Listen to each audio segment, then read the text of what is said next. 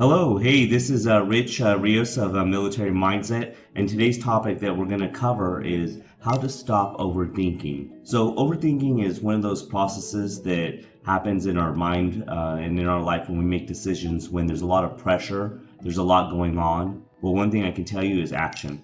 You definitely want to take some level of action. A common thing that people will ask is like, well, what if I make the wrong action? Well, the best part about that is that you can adjust, you can adapt. So taking some action is better than no action. And a lot of people will argue, well, what happens if I keep making the wrong decision?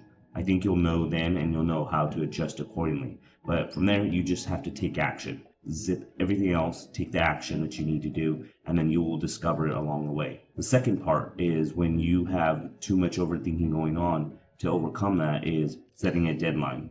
If you have a deadline, then it will kind of force you to filter through your choices and make that choice that's going to be the best one at that time. The best part about when you make these decisions and all these choices that you have to do is that in those situations, you have to be able to learn to make better decisions on the spot. And it's a skill. Some people have it naturally, but a lot of times it's just learning and it'll develop your critical thinking skill. So setting a deadline will almost force you to have to do that. And that's a good and positive pressure.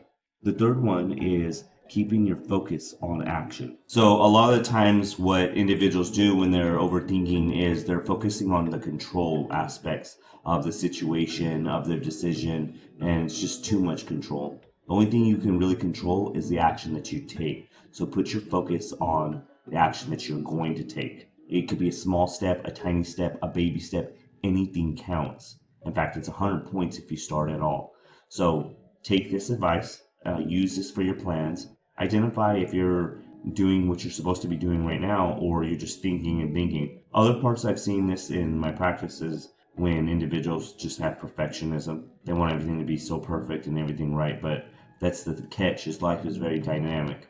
Things move, people move, plans change. We're dependent on interconnected pieces, and so things not happening as they should is probably more common than not. So just knowing that and taking action allows you to prevent yourself from having to create 10,000 plans. So I want to thank you for taking the time to listen to this advice, to applying this in your life and holding yourself accountable. I'll see you soon on the next video, and I look forward to that.